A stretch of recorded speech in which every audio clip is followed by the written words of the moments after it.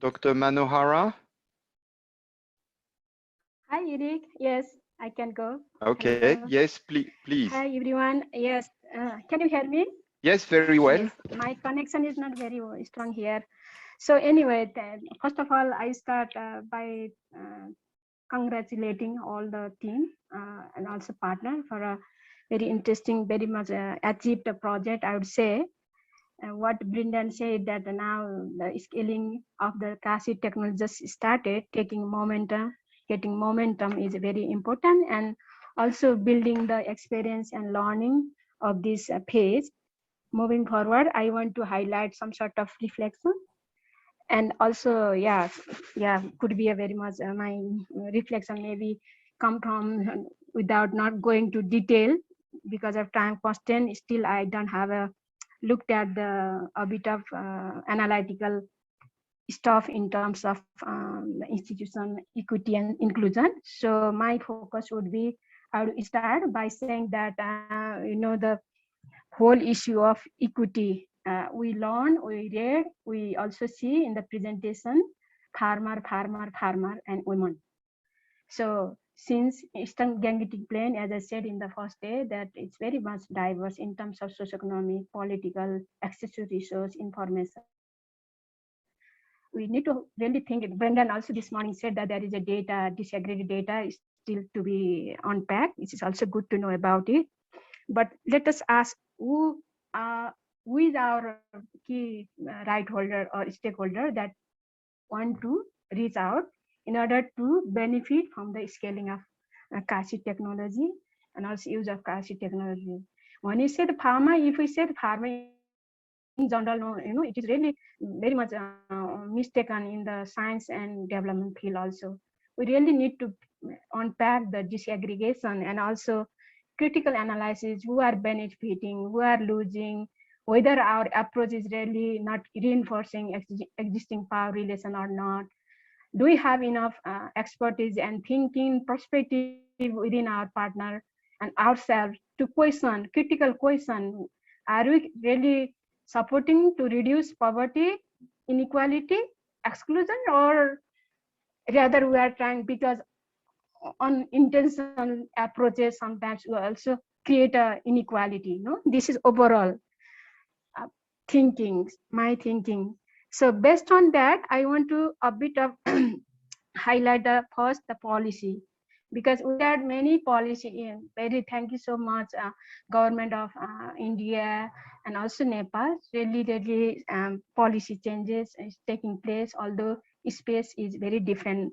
I mean, scale is very different. And also thank you so much for the partner from Bihar highlighting the contribution government of Bihar, state Bihar contribution to 1CG fund. It's also very much interesting to know about it. But my question is that we could not find out the subsidy as two policy. One is subsidy, another is the CASI technology investment from the partner. So subsidy, the different policies said that subsidy are also not good. I mean, creating problem for poor people because subsidy mechanism, subsidy policy are not proper, not very much women friendly, or not very responsive of gender issues and social issue of the context of EGP. So maybe in future, the policy gap analysis and reflection and changes need to be more towards that line. No, the policy intervention really supporting the smallholder farmer and women farmer, not only farmer, the development of women at all level through the policy changes. This is one point. Coming to the policy to the institution, again coming to the institution also linked to we looked at this project at three level of gender mainstream. One is formal level, another institution level, and organization level. And I still find maybe I need to read more, but I didn't find any reflection where how the organization of institution processes of our partner, our service provider, are really taking up this gender issue into their processes of organization change. No, this is really important because if we focus only the woman farmer as a stakeholder, beneficiary, and then to reach to this women farmer, change is also needed, enabling environment needed to talk them to learn from scientists or learn from their own experience of, this kind of thing, creating environment within organization also very much important. How much SERC has focused on this aspect, maybe could be a gap. I found this kind of reflection is needed. I have to get it from the document, and then I really want to suggest that in future, gender cross not only farmer level, farm level. I again say there is research, knowledge, institution change, policy change, and also linking this gender issue with the market value chain, not irrigated, agriculture or irrigator, any input-led value chain is really important. This is second point. Third point, coming to the capacity building, a huge investment, huge effort. Great to see you because of capacity building. This impact is possible. No, very much linked. There is a link there. But again, coming to the capacity building opportunity, who are getting benefit out of our capacity building intervention? How do we able to make sure that the capacity building also is really reaching to the women professional, women vendor, women privacy, women-led business entrepreneur?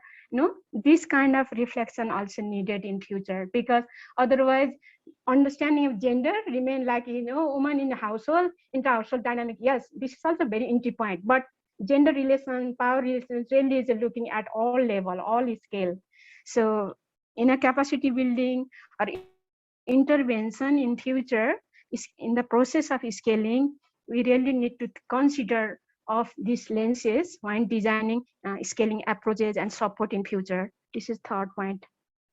Coming to the fourth point that Robin also I had this morning included in terms of linkages between agriculture and irrigation sector. What I mean to know a bit of cross-sectoral linkages, because again, the climate change, as Professor Hamis rightly